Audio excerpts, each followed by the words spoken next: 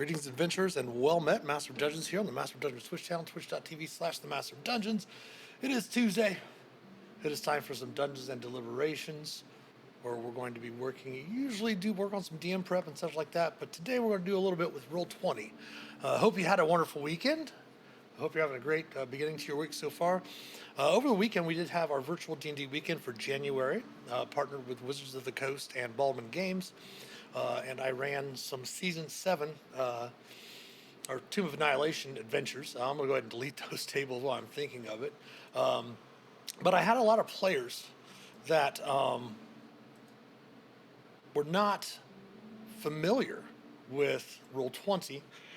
They like to use D&D Beyond and an app that's called Beyond 20. And basically what the app does, as long as you're using Chrome or Firefox, I believe,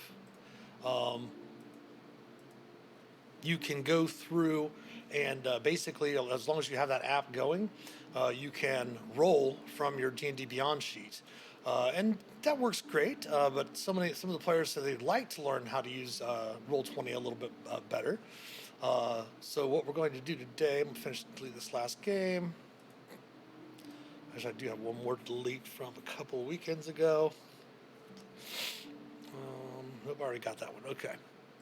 So basically what I'm going to do today is walk through, and this will be obviously a video on demand here, or a video on YouTube that we can always link for those players to help them with creating a character in Roll20. The reason why I like to use Roll20 is I forgot to trim my mustache again, goodness. One of the reasons why I like to use Roll20 instead of D&D Beyond is not that I don't like D&D Beyond. I do have lots of friends and clients that I DM for a lot that have given me access to their content on there. I myself buy all my content. Obviously, I get the books, physical books, but then I also will buy my content in Roll20. That way, since I use it so often. But what we're going to do is we're going to show you how to create your own room in which you can create your characters. Now, if you don't have all of the material for Roll20, that's fine. You can still copy and paste things from your D&D Beyond. But let's go ahead first and create the game. So we're just going to create a new game. And then as long as it starts working, create new game. There we go. But what we can do is you can create these. We're not going to put any modules or anything like that in it. We are going to use the D&D 5e by Roll20 sheet. So let's go put characters. Create the game. You don't have to worry about any of this stuff like that. You don't have to worry about your settings. You can change your settings however you want in the game, all of that. We're just going to launch just to have a brand new base game that we're going to use for our character creation. I got some new stuff. Close. Let's go ahead and start the tour. This is just, they added some new stuff, so we're just going to go through and take the tour of their new compendium. Select a category. We'll have everything populated with those items, which is great. Once you select your category, it'll have pop up the list of things. So, for example, spells. This has just been added in the last couple of days because this was not there on Sunday, which is awesome. As I mentioned, they're adding lots and lots of great stuff to Roll20. So if you have, like, for example, if you have the books, it'll pop those up and populate those there. You can also, when you go to create your characters, you can actually create stuff that you may not have in Roll20, or even homebrew stuff. You can add that as well.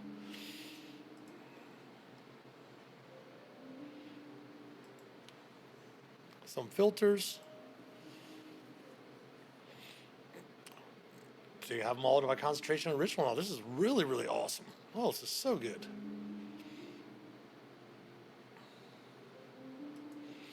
That's really awesome. Backgrounds. It'll tell you what where they're from. If you have all that stuff, that's really, really cool. That's just something brand new that just came out in the past couple of days. All right, so to create your character, first thing I'm going to do is I'm going to go through. I always turn off my audio, the integrated voice, and use none since I use Discord for my voice chats and video, if anyone's using any video. It does make it easier on your browser as well, but it does reload that.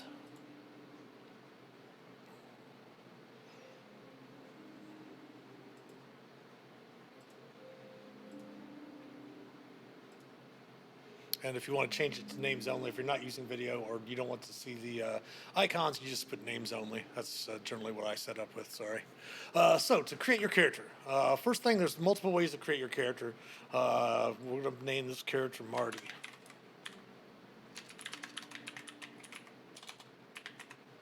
Marty the Barbarian. You can put your own images that you want, like if you just want a character picture or profile, you can put that there. You can also generate your own tokens. If you want to do that, you can go to Token Stamp. I think it's, oh shoot, what is the, just Google Token Stamp. I don't have my bookmarks linked here, but it'll allow you to create a number of different tokens, really different colors, all different types of things from that artwork to use here in Roll20. We can just go to our art library and type in Barbarian to start with the character. Of course, if you buy things from the marketplace, you're going to have all of those things that are accessible to you in your art.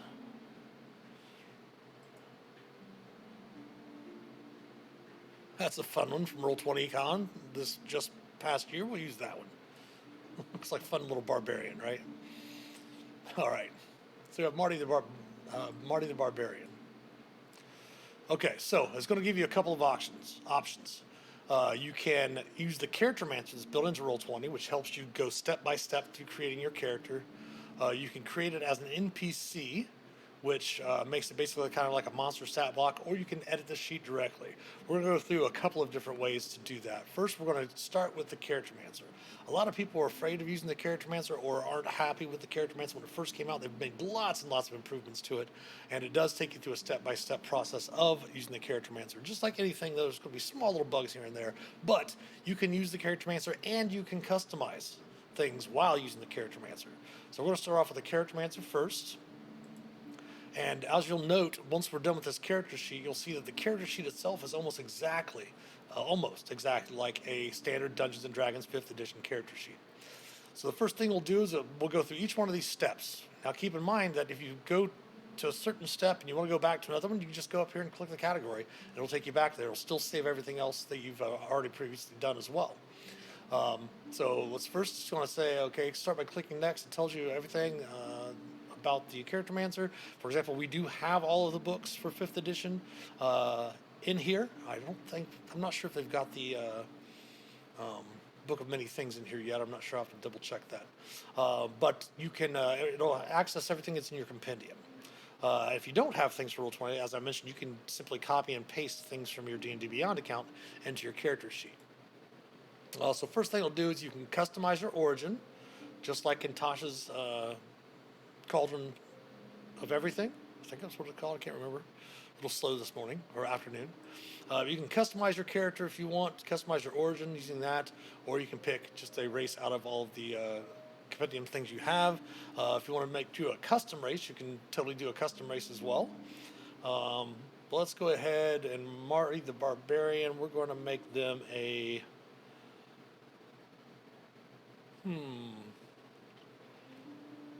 There's some Jim Dragonborns from our Fizbins.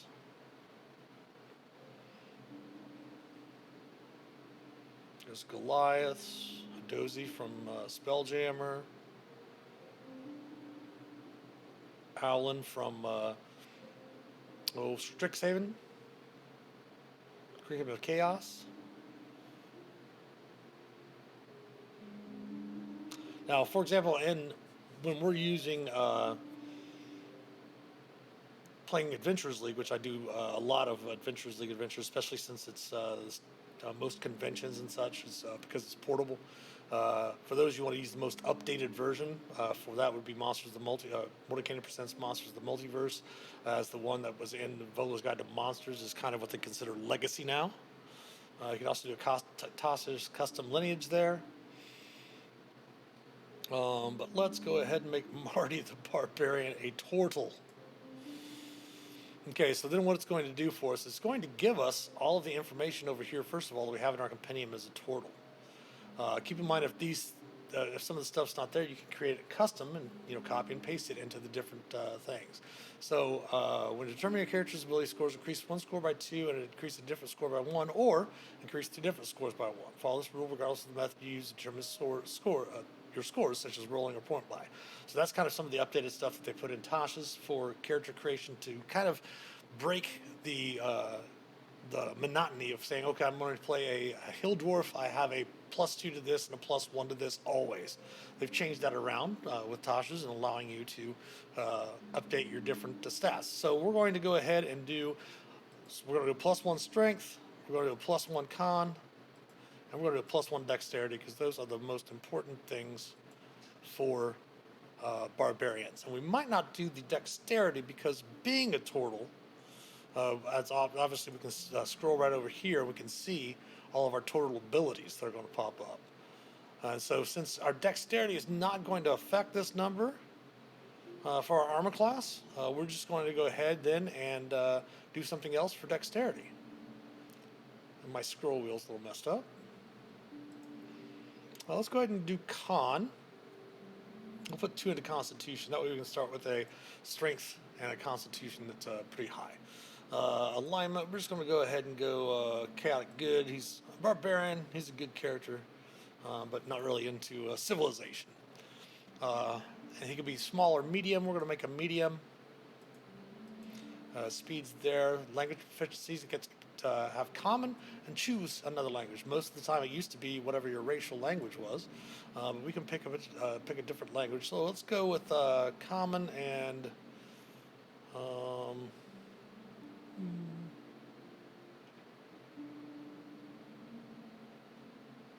let's go dwarvish. No, let's go giant. We'll go giant. Common and giant. We have claws that we can make unarmed strikes with. We can hold a breath for up to an hour. We have our natural armor. Walks through that. So do we want perception, stealth, animal handling, or survival? Actually that's not a bad idea. Let's actually go up here and change that con to a wisdom, since we don't have to worry about dex. Now what's going to happen is, as a barbarian, we're going to have 2 different choices of which we have either the unarmored barbarian ability or the natural armor. We choose which one of those we want, but we have to stick by that one.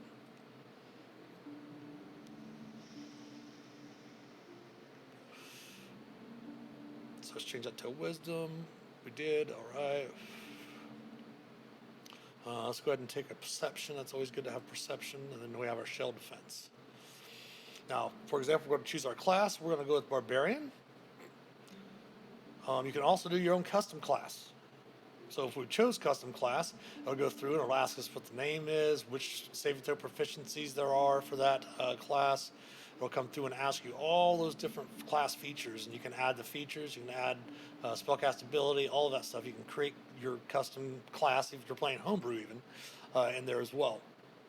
But since we are playing AL, we're just going to go ahead and pick barbarian, since we're making Marty the barbarian.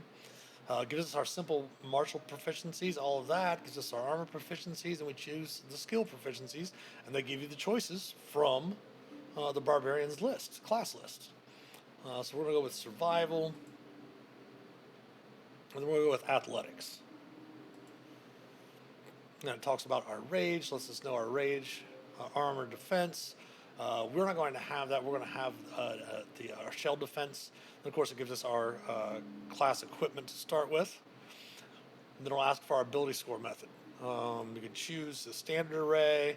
The standard array, of course, is your 15, 14, 13, 12, 10, 8, I believe. You can roll your stats if you roll your stats in your homebrew game. The Adventurers League goes with standard array or point buy. So we're just going to go ahead and go point buy.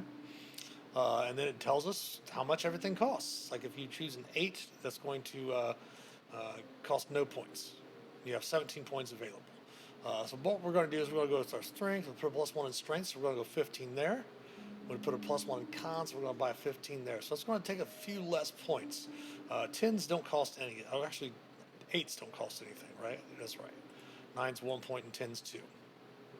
We don't really need dex for him, since he's going to have a shell defense. He's not going to be smart barbarian. He's not going to be a very charismatic barbarian. We have 7 points left. We can actually go with a 15 in wisdom. Nope, 14, 13 in wisdom. And we can go ahead and put his dexterity up to a 12. That way we'll have a 14 wisdom with a +1, then a 16 and a 16. All right, then we choose the background. So if you are only using the SRD, you'll probably just have the Alkalite as the background, but you can pick any background that you have access to that's legal for Adventurers League, or if you're doing homebrew, if you have your custom backgrounds, things of that nature. In Adventurers League, you can actually create your own custom background. It's fairly easy to do. You just decide what your background does, and then you go through and you find a trait that works with your class or with your background that you're making from a different established background. That's an AL legal source, and then you pick the equipment from an AL legal source, and you pick a combination of 2 skills, or you pick 2 skills and then a combination of either 2 languages and or tool proficiencies. So you can customize your backgrounds that way. But we are going to go ahead and just make him let's make him a far traveler or a wanderer. Some of the stuff from Dragon Queen, let's just go Outlander. So notice that we picked Outlander as his background, so that gives us the skill proficiencies of athletics and survival. So we're going to go back here to class, and we're going to go ahead and change athletics and survival to nature and animal handling. So we'll have athletics, survivor, nature, and animal handling. Plus we have perception from our total. We get to choose a tool proficiency.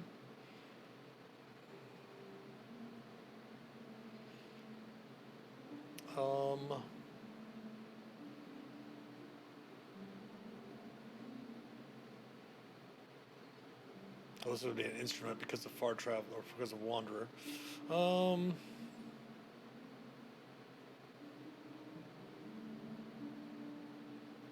Let's go with just a drum. He's a barbarian. Gets an extra language. Let's go ahead and take...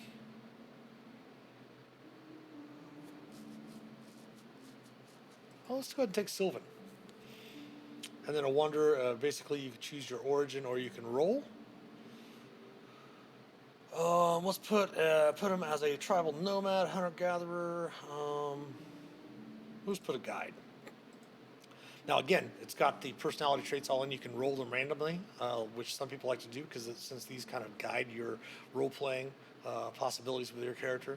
But we'll just go through. We're driven by wanderlust, led him away from home.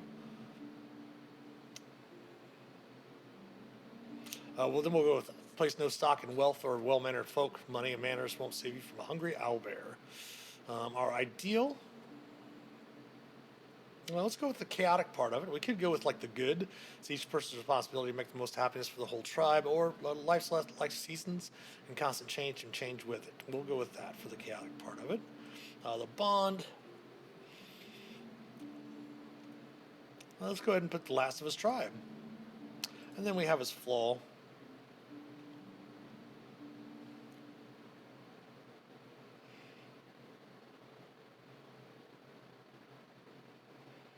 Let's go say if there's no room for caution in life, live to the fullest. Then I'll come down and it'll give us some of our basic equipment that we get from the background. We'll click next.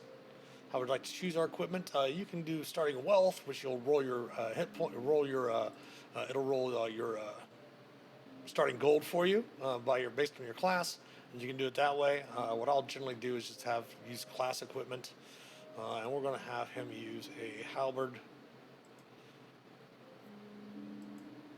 And then let's give him with hand axe.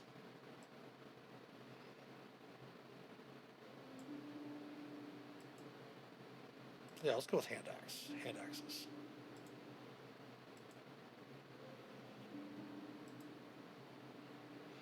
The arcane is a mystery to us. We don't have any spells. Now, feats, they've kind of changed a little bit. They haven't added this into Roll20 yet in the Charactermancer, which I'll show you how to add your feat into your character. But at first level, since all of the new backgrounds are coming out with a feat added to it, you can select skilled or tough at first level as a feat if your background does not have a feat already attached to it. So we'll add that feat later. We'll just add toughness, so we'll have some good hit points at the beginning. All right, we have Marty the Barbarian. We'll do their age, and again, it tells us that we're a turtle, and it tells us a little bit about the turtles and such like that. And they can live fairly long, so we're going to put them at 100 years old. We'll put them at just even 6 foot. He's going to weigh a little bit more, so we're going to 300 pounds because he's a big turtle.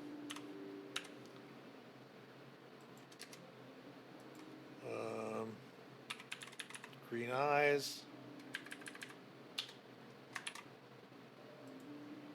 None. No hair. Grayish green. It's just all of our bio stuff, which you can also edit directly from the page. So we went through and put everything together, and it's given us everything for the character. We just click Apply Changes. Now everything's good to go. It has all of your stuff from a regular D&D character sheet, and it's got basically your second page, which is like your biography and all that stuff like that about your character's bio. It's got all that information in there already for it. You can add in your other notes just like a normal D&D character sheet as well. And then you have your spells. So if we have any spells, these spells would be here, very similar to how your spell sheet looks for a normal D&D character sheet. Now there's some other things that we can do. And say, for example, we want to come over here, we want to make a strength roll. We just come over here and just click strength, and that gives us a strength check. We want a skill check over here we want a saving throw. You just click on your strength saving throw. Gives us our strength save. We have to make a survival check, let's say. We just click on our survival here. Gives us a survival check. Now, some DMs will put in macros, which are really great. Macros or scripts that'll allow you to basically have like what's called a macro bar down here to allow you to make quick rolls so you don't constantly have to open your character sheet. Now, something I notice a lot of players do when they're playing with a Roll20 sheet, they'll have a tendency to want to go like this and hit this button right here, which will pop their character sheet out into an actual different window. And then they have to constantly go back and forth between their windowed character sheet and then the character sheet, and the Roll20 game. The easiest way to fix that is to go up here by the name and just double click it, and that double clicks your character sheet, minimizes it into a small little panel there, and you can move that panel wherever you want. Whenever you double click that again, it'll pop the character sheet back up for you. So if you leave your character sheet down in the corner, or you leave it wherever you want, if you want to leave it up in the top corner or something like that, you can easily just come right back to it, make whatever roll you need to make, and all of that, and then just close it back up. Other things you can do to help with certain things for your characters and things like that is you can actually customize them with this little gear icon. And with this little gear, you can come back here and do these different things. Like, for example, we do not have his armor class tracking, so if we look at the core, it'll show his armor class as a 10, right? Because we don't have any, we have one adjustment there for that. But what we need to do is we need to go over here and go to custom armor class, and then his custom AC is 17. And he is allowed to use a shield. So we'll click on that, armor class tracking custom, we'll set the AC to 17. And then his AC will be 17, and that will be because of his shell defense. Now we can come back down here, you'll notice also, there's a little filter by here. You can check all the different ways that the traits and such that you have here, like you would on a normal D&D character sheet. If you just click on the title, it shows you what it is. If you click on the little button there, it'll send it to your chat, so you can tell if the GM says, hey, what's your rage ability? Go ahead and pop that up, so it'll pop up your rage over there. To minimize it, just click on the name again. You can also put in, like I said earlier, if you're not using the character mancer or you're using the character mancer, you want to edit it directly. You can always change. You can add a feature or trait, like by hitting an add right here. We can add a custom one, so we can put one in there if we wanted to. And then you can get rid of things by clicking on this, and it will allow you to delete things from the lists. You can do this in all these different lists. It has the lock and the unlock, and then of course the add. So we can just go through and delete that one that we just put in there that we didn't put anything in for. Also, your coin just like normal. Now, you do have something like, for example, when the barbarian goes to rage, they'll have what's called their rage damage, an extra rage damage. Now, see, this will have global damage modifier. Basically, when the character is raging, they just click that button. So whenever they make their claw attack, let's say we hit, it'll show that we have 2 from rage, and then we have our 8 slashing from our actual claws themselves. Same thing with a halberd. We swing with a halberd. If we're raging, it'll show us right there that the raging is on. We can turn that off just by clicking on it. That way, when we go to roll a hand axe attack, it does not add our rage damage in there. Some really good damage rolls, especially for a first level character.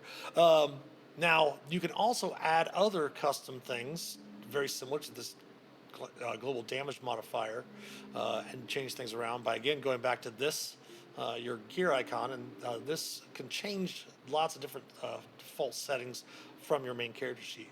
For example, if you multi-class, you can put in your second class as whatever multi-class you decide to use. You can put in your own custom class. Here's a way to put that in.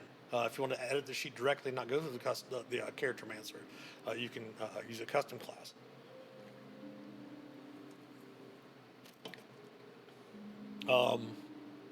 You can change, for example, you do custom changes to the strength scores, your initiative modifiers, all of that stuff can be all changed right in here.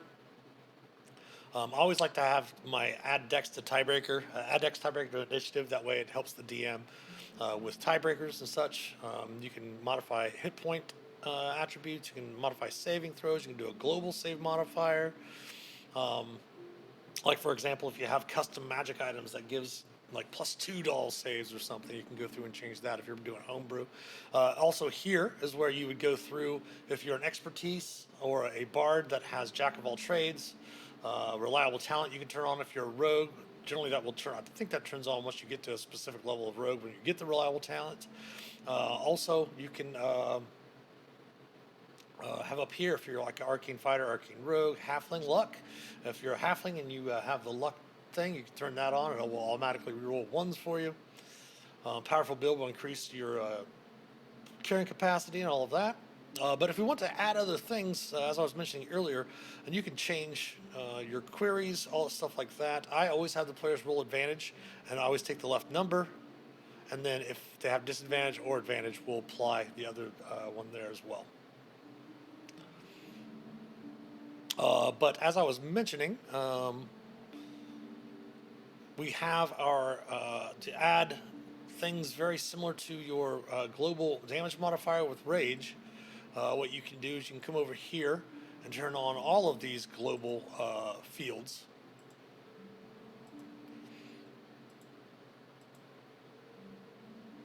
And then what will happen is you'll come back over and you're like, okay, there's a global save modifier for your saving throws. So that would be a bless. So if you have the bless spell on you, you just come over and click that, and anytime you make a save, it'll add the bless to it. And that will also be down here on your global attack modifier as well. You just got to make sure to turn them on and off when you don't have bless. You also have something for your skills, like you have guidance, in case someone casts guidance on you. A couple of very common ones are guidance. Another one you can add in yourself. You can add pass without, trace.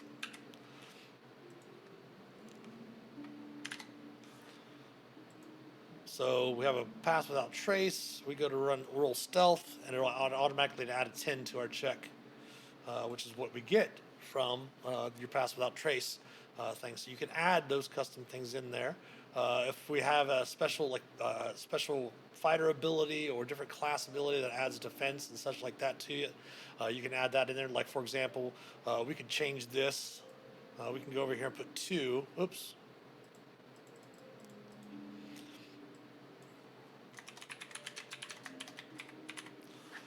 We go with Shield of Faith. That way, if a cleric or someone casts Shield of Faith on us, we can always click on that and we'll add 2 to our AC, which should boost our AC up to 19. Now, lots of different things you can use for your character sheet. Again, accessing your character sheet fairly easy to not have to put it into a separate window. You just double click on the name and it will put it to a small little minimize window. Again, you can move that around the board wherever you want, and wherever you click it, it's still going to pop right back up right where you last left it. So like for example, we left it here in the middle. We're going to actually move it more over here up in the top corner. That way when we click it, it'll be up here in the top corner. Even if we move it around all the way down here, it'll still pop up where we last left it in the top corner.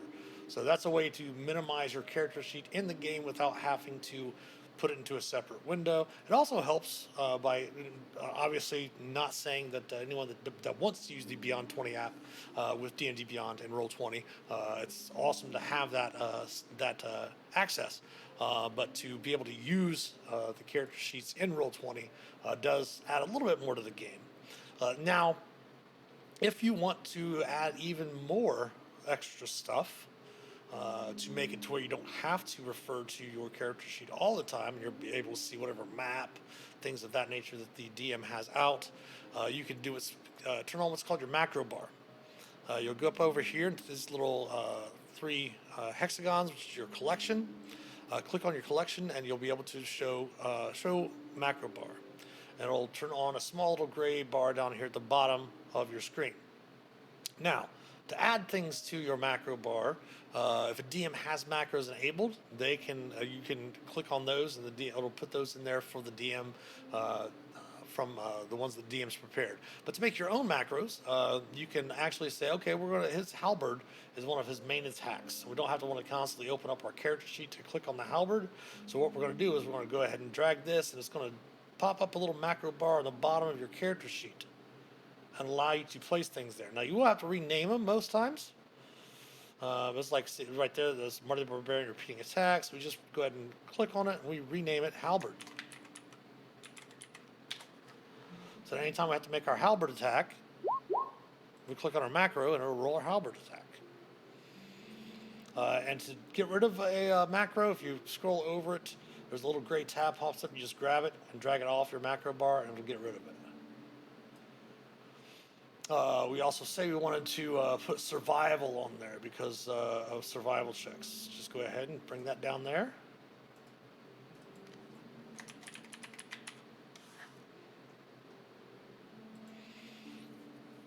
You can also do your saving throws. We wanted to put a strength save down there. We can put a strength save down there.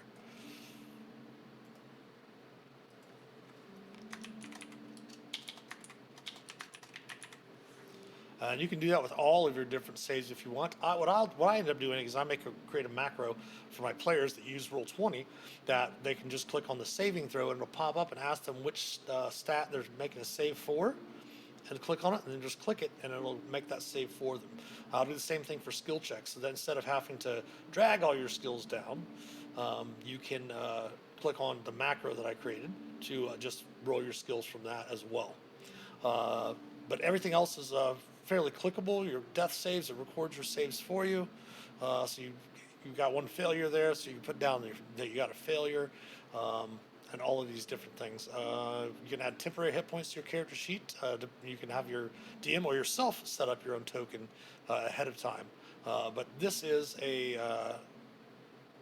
it's not extremely difficult to learn. It's really a lot of it is there, and they're also streamlining it to make it a little bit more intuitive when you're looking at the character sheet. Also, the really awesome feature that they've added recently is the print feature. You can create your character in Roll20 and print it out to a character sheet and take it with you. I always like to I have a room that I've created for all of my characters, whether it be for Homebrew or for Adventurers League, anything like that. That way I have access to print up the character sheet, on the run if I need to go somewhere to play in person, or I can use the Roll20 character sheet transfer to be able to transfer my character into their Roll20 room, and vice versa. So that way you have access to your characters all in one spot, and you can print them out and all that.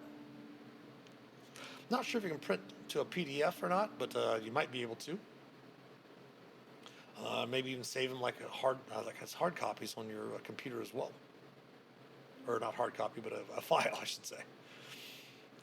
You can do your long and short rests buttons as well. That'll help you with your filling up anything you might have on long rest or short rest. It has your rages here. For example, over here we wanted to put down, let's say we got a healer's kit. We can have that healer's kit in there.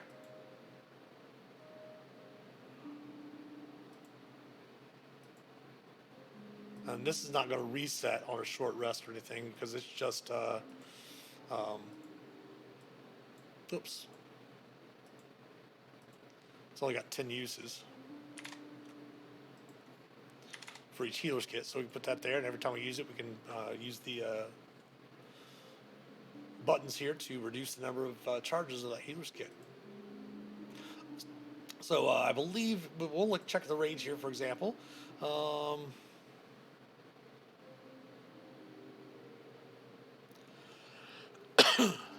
Let's finish the long rest before we can rage again once we are out of the rages. So what we can do is we can just go up here like this, and we can reset on a long rest. That way, whenever we take a long rest, so we've used a rage, we're out of rages. When we go to long rest, it'll reset. And obviously, you saw it reset our death saves as well. Our hit dice are right there as well. So as I mentioned, it's almost exactly like a standard 5th edition D&D character sheet. And like I said, everything's editable. You can come through back here and change things around. Anything that's got a gear icon on it, like your weapons, if you want to customize the weapons and the damage and such like that, you can do so. You can customize the global damage modifiers as well. Like say, for example, we became a warlock and we had the hex spell. We can put hex, T6. Type of damage is necrotic. You don't have to change the critical damage unless the critical damage is something different. Like sometimes something might add an extra dice if you had brutal criticals and stuff like that. You can change those around. But then we can click off that. That way, anytime you have hex enabled on a creature, you can click on hex, and then when you go to do your damage, it'll do your hex damage as well. So you can add lots of those different things. You get your tools. You can add more tools in. It also does a query for you. So the attribute query is when we go to roll a drum, what skill did the DM ask you to make a drum check for? Was it strength or was it dexterity? So it'll set a query there for you to ask you what attribute you want to use for your tools, things of that nature. Like you have thieves tools, if the DM wants you, sometimes the DM might require you an intelligence thieves tools check. Instead of a dexterity thieves tools check. So that allows you to have the query to change whatever stat the DM wants you to use.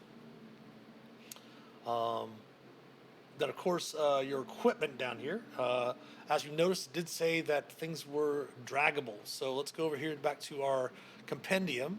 Let's go to equipment. Let's go to items. And it's got all of our items in here. Let's just go with a battle axe.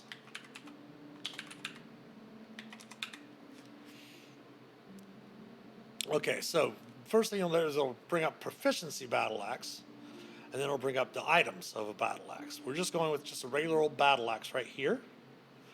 And what you can do is we just grab it over here, we drag it out, and we drag it to our character sheet. Now let's say accepting drop from the compendium. Don't drop it in the box. Drop it on the outside of the box, just anywhere here. It's just going to basically place it in our inventory right here. So we drop that over there, and then we'll see a battle axe pop up down here. And then we'll also see that it added an attack roll for us for the battle axe for one-handed and two-handed.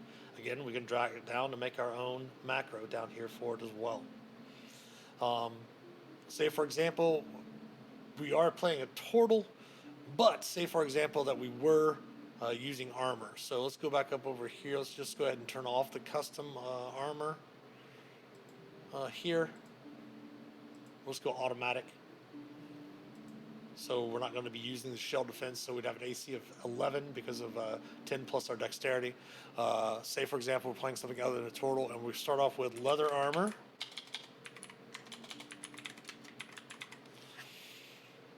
So we come over here, we make sure that we're looking at the item for leather armor. We're looking for just regular leather armor. There's why is what leather armor at the bottom there. We're going to drag it over, accept it from the compendium. Now you'll notice our armor class went up to a 12, as it did add the leather armor to our character sheet. Now, say for example that we ended up getting studded leather armor later on. So we got some studded leather armor +1 later. We drag that over.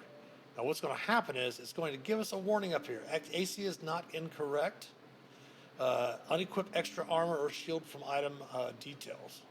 So what we do is we come down and we click on that and we'll unequip our leather armor and we'll equip our studded leather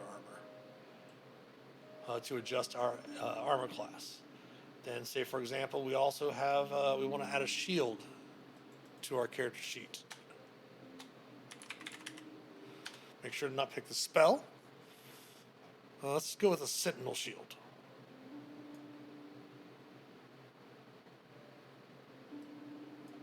So should put our AC up to a 16. If we want to unequip that shield, again we just click on there and that will bring us back down to our normal 14 AC. Now of course I always have the always roll advantage on. So when I roll perception, if you have, like for example, I have my shield of sentinel shield, gives you advantage on perception checks. You can also go through and you have the sentinel shield here. You can click on this little button here. It gives you the information about it, and it tells you exactly what it is. It says armor, shield, and common. While holding the shield, you have advantage on initiative rolls, wisdom, perception checks. And then what you can do, okay, I've got my sentinel shield equipped. I'm going to go over here and go to my initiative, and we're going to go advantage. Now when I roll my initiative, it's going to roll my initiative at advantage. But we don't have the turn tracker or the things up, but it does give us initiative. You can scroll over it and it shows that we rolled a 14 and an 18 with our +1, so it took the highest of the two. Anytime you want to see the actual rolls, you just scroll over it. It tells you exactly what the roll was and what the modifier was. For example, our attack roll was we attacked with the halberd, D20 +3, +2 from proficiency, 3 from our strength.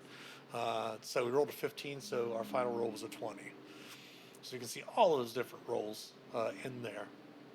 And the more you use the Roll20 sheet, the more intuitive it's going to become. Changing things around, adding things, and all of that to customize your characters even more. It is made up for a standard, easy to make, real fast character mancer. You can do it that way if you want. And then when we want to level up, for example, let's go through and delete a couple of things that we're going to do. We're going to change a few things here. We're going to go ahead and delete our battle axe, delete our leather armor, delete our studded leather armor, delete our shield. We're going to come back up here, change our initiative back to normal. We're going to go back to custom. AC is 17, that allows shields. All right, so we have our first level barbarian. Level them up with the character mancer, simple and easy. We just click the little level up right here, little anvil beside it, and it'll start giving us a second level. So do we want to go barbarian second level, or do we want to change to multi-class? If we want to go barbarian, we just leave this as it is. If you're playing homebrew, you can roll adventurously, use the average and all of that. Actually, let's go back. Let's opt out of that for now. we'll cancel it actually. We're going to discard and exit because I forgot to show you how to add a feat. At first level, you can pick either skilled or tough. I'll just go into the compendium here and clear that out. We can go down here to feats if we wanted to. It's just really easier just to search tough. Player's Handbook. Drop it over here. So then basically our hit point maximum increases amount to twice our level when we gain this feat, so it's +2. And then when we ever gain a level thereafter, we get +2 additional hit points. So what we want to do is we'll come up here, we want to adjust this to a 17. And then when we roll hit points, we want to come back over here.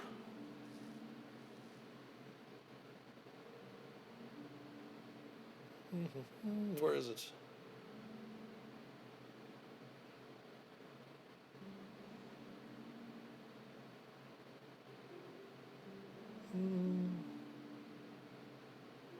I know it's there somewhere.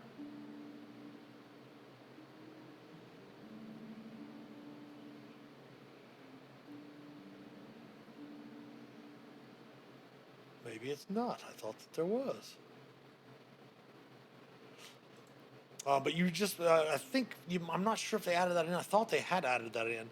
But when you roll your hit points, we'll just have to make sure to adjust that on the Character Mancer when you do it, or do it manually if you like to roll your own hit points and such, which is fine. But we come up over here, we go to next, we go to Barbarian. The average is a 7. So we're actually just going to go, if we're playing with the Adventurers League rules or homebrew, even in homebrew, what I'll do is I'll allow the players to roll their hit dice, and if they don't roll higher than the average, I'll let them have the average. That makes the games a little bit more fun, I find anyway, for them to have more hit points, because it allows you to hit them more with the monsters. So then we go through Reckless Attack.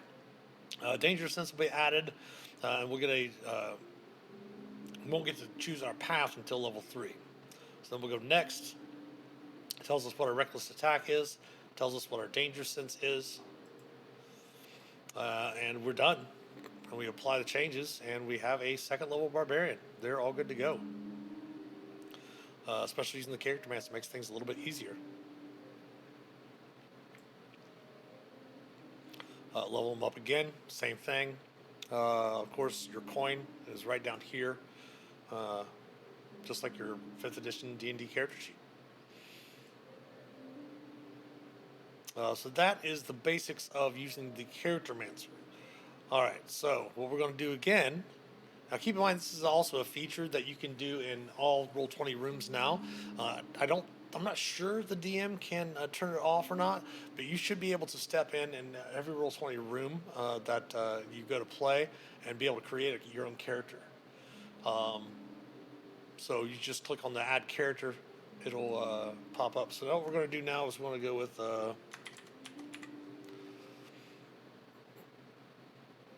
let's go find, let's create us a halfling.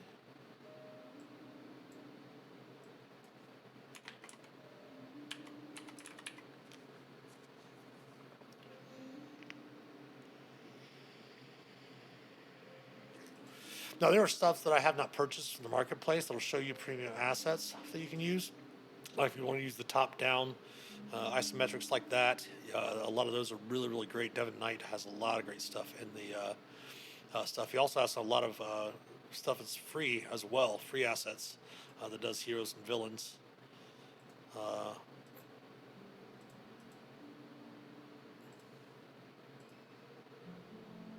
Oh, some free Pathfinder character, interesting, free assets.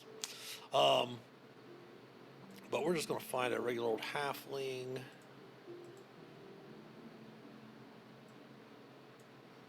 we go.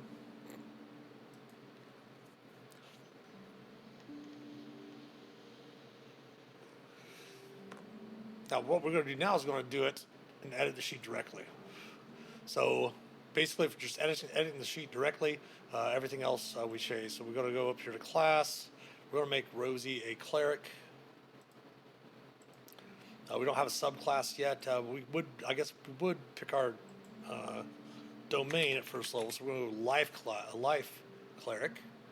We're going to make her a halfling. Lightfoot. Is there any other? We are humanoid.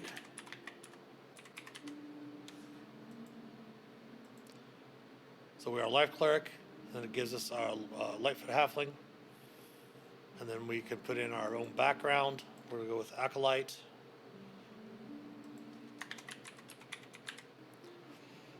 And you can put in our alignment. We're going to make her neutral good. And then you can do XP if you want.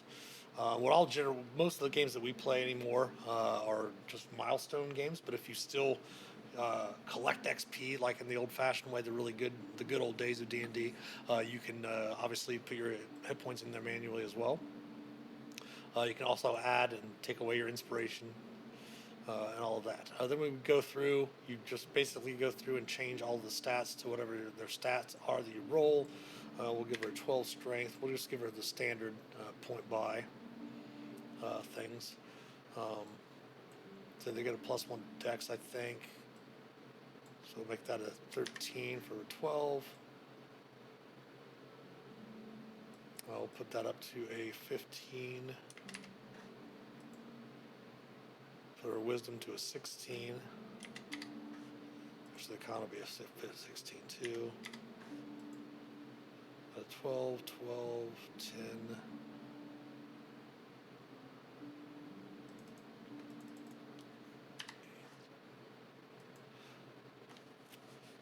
Well, yeah, actually, we'll change that around. She's a nice person. She's not a very bright person. Then you can go through, since we did select cleric, I went ahead and threw our saving throws in there for us. And like I said, you can go through, you can add tool proficiencies if you want to create the character without using the Charactermancer. So let's say she has Herbalism Kit.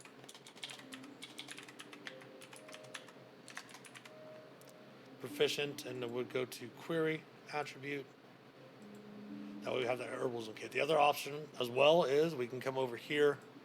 Let's say we also want to have her with Brewer Supplies. So we just drag that proficiency over there and automatically put the proficiency over here for the tools. So for Life Cleric, we have Armor. So it should bring up armor proficiencies for us as well. Lore feats. Is it feats? No, we don't want feats. Traits.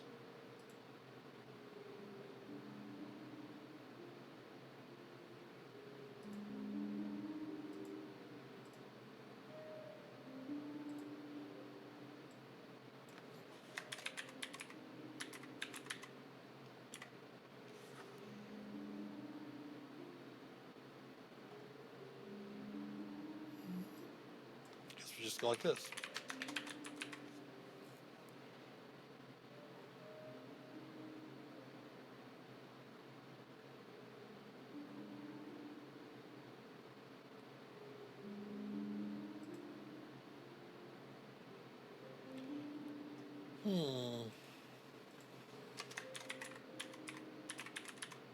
I'm just learning this new compendium as we're here today. We can go to armor. Oops. Light. Medium. And heavy as Life Cleric. So that way you have all of them right there. So if you click on that, it'll pop it up into your text as well. If you do them through the Charactermancer, sometimes it'll say armor light. Then it'll have a second one, armor medium and armor heavy. If you're doing it customized yourself, you can just put them all in the same one. Your languages, you can put in like Elven, Dwarven, Common.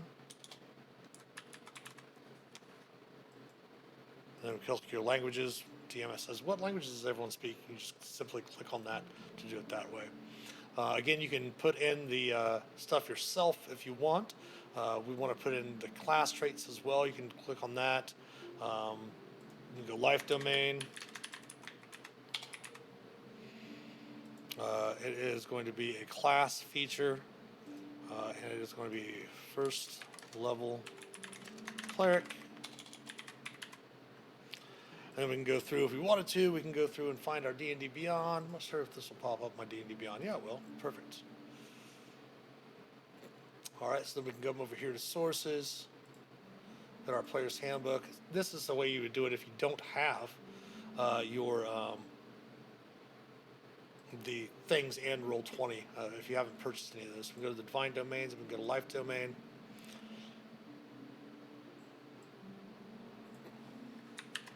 Just copy and paste. I'll put that in there for you, and then you can also put in your like life domain spells.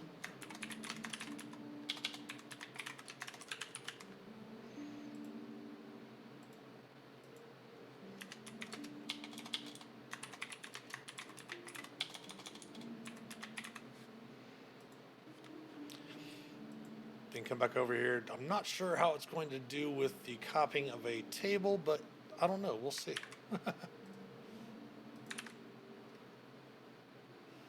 Oh, not too bad.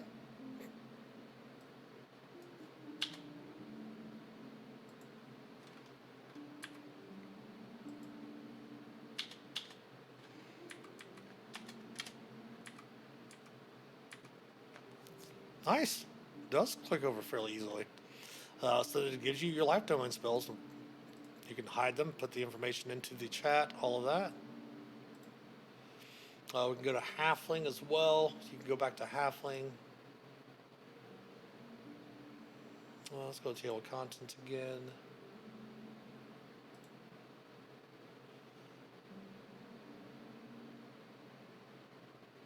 So you can put all this information, copy that in there if you wanted to. Otherwise, you can just go down to your Halfling traits.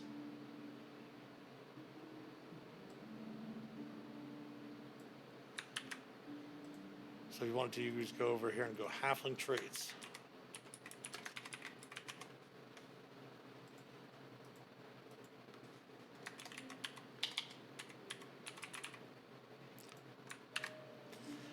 And post all those in there for you, and then you'll have those to reference.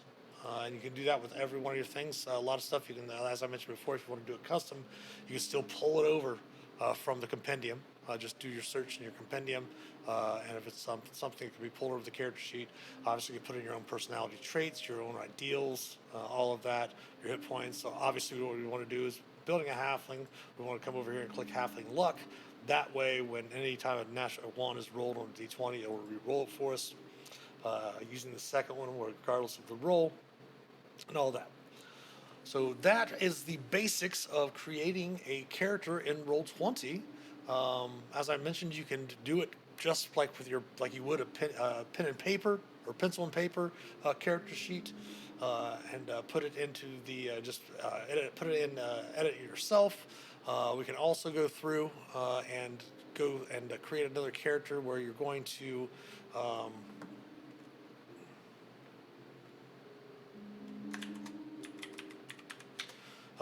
go through the character manager to create it, and also create it with the character manager using the custom copy and paste things, as we said before.